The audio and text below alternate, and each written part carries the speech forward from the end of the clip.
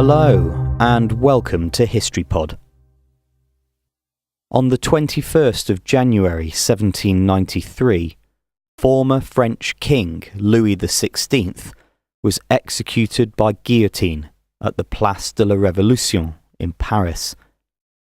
The blade fell at 10:22 a.m., after which it's reported that a number of members of the public rushed forward to dip their handkerchiefs in his blood. His body was later buried and covered with quicklime.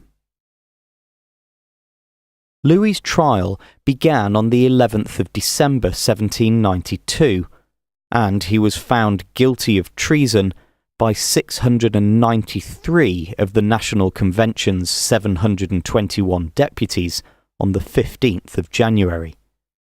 However, a much narrower majority of 387 to 334 voted for the death sentence on the 18th. His death warrant was finalised on the 20th of January, and his execution was scheduled for the next day.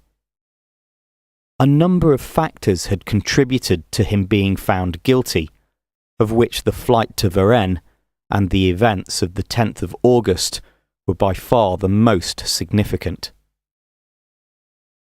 On the morning of his execution, Louis woke at 5 a.m., after which he made his confession and attended Mass.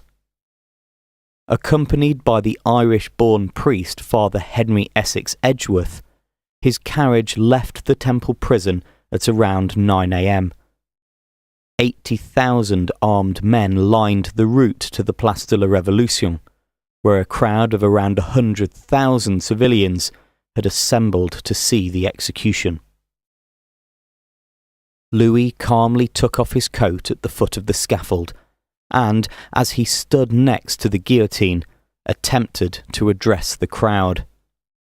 However, his speech was drowned out by the beating of the soldiers' drums before he was seized, his hands quickly tied, and he was placed under the blade.